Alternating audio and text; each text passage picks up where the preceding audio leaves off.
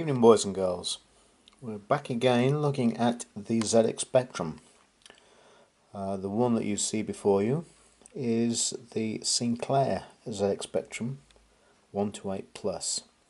It's a 1985 machine which was co-developed with the Spanish phone bleeping. As you can see, it's quite a busy little board. There's a lot going on. The reason I've got the cover off is because the TEA 2000, which is the video out chip, is giving me some problems. The composite on pin 6 isn't working, so consequently there's no composite out, and I cannot create a composite out because it doesn't work.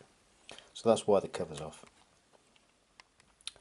Apart from that, it's working perfectly. With an RGB onto a CRT monitor, it works perfectly fine. But that is the ZX Spectrum made by Sinclair.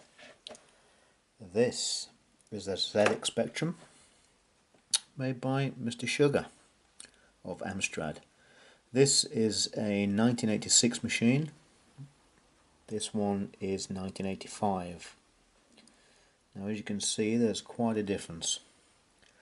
Clearly Amstrad have been charged with cost reducing, tidying and implementing quite a few modifications. For the first time, the Sinclair comes with joystick ports as well as the AY audio chip, which is there. Apart from that, it's pretty standard. Amstrad changed the ROM to show the Amstrad logo, or Amstrad copyright logo.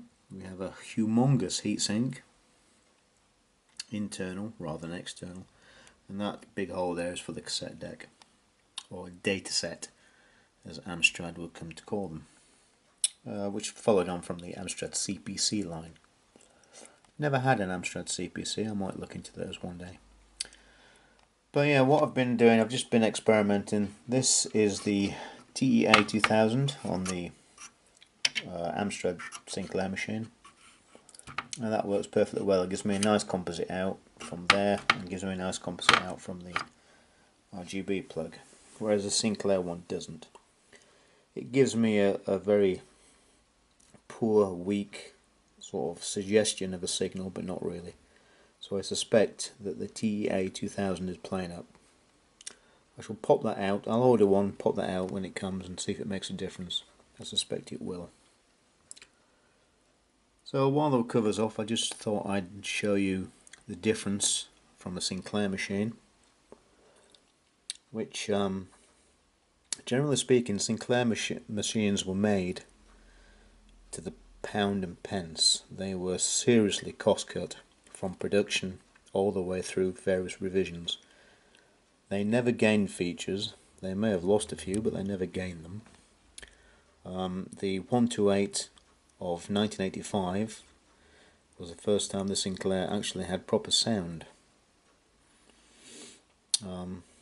ZX80 had no sound, neither did the ZX81.